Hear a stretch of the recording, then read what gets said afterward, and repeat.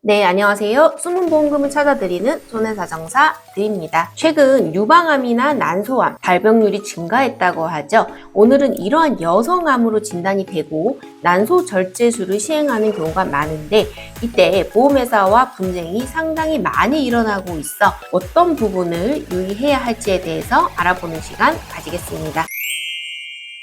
네, 예방적 절제라고 하면 해당 부위의 치료를 필요로 하는 병변이 없음에도 불구하고 의학적 판단 하에 다른 부위를 예방 목적으로 절제하는 것을 말하는데요. 그렇다면 이 예방적 목적의 절제, 보험금 청구의 경우 왜 보험회사와 마찰이 생기는 걸까요? 네, 최근 이런 사례가 하나 있었습니다. 유방암 진단을 받고 의사의 권유로 암이 발견되지 않은 부위인 양쪽 난소를 절제한 분입니다. 양쪽 난소 절제술을 시행하게 되면 이는 질병 후유장의 특약 50%를 지급받을 수가 있고 50% 이상 후유장에 해당이 되기 때문에 납입면제까지 해당될 수도 있습니다. 네, 의뢰인의 경우 해당하는 보험금과 납입면제에 대해 청구를 했지만 보험회사에서는 해당 보험금과 납입면제에 대해 심사 후 예방적 절제라는 이유로 보험금 지급과 납입면제 처리를 거절했습니다. 네, 환자의 입장에서는 억울할 수밖에 없죠. 그 누구라도 내 신체 일부를 자의로 절제하고 싶은 마음은 없을 테니까요. 의학적으로 유전성 유방암이거나 타 부위로의 전이 가능성이 높은 경우 등에 해당이 될 때는 주치의는 환자의 상태를 고려하여 수술을 권유하게 됩니다.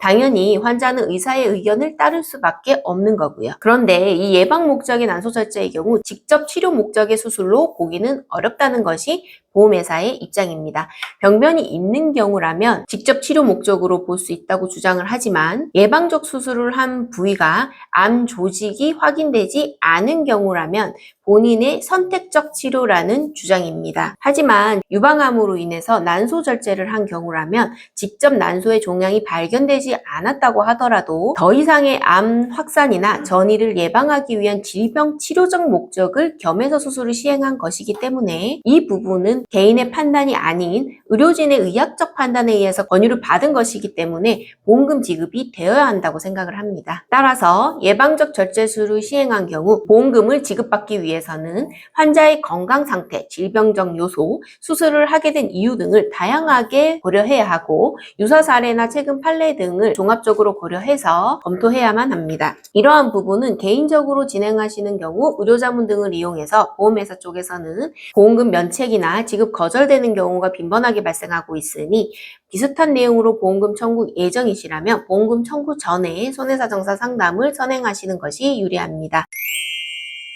네, 오늘은 양측 난소의 예방적 절제술에 대해서 이야기 나눠보았습니다. 상담이 필요하신 분들은 저희 손해사정사들로 연락을 주세요.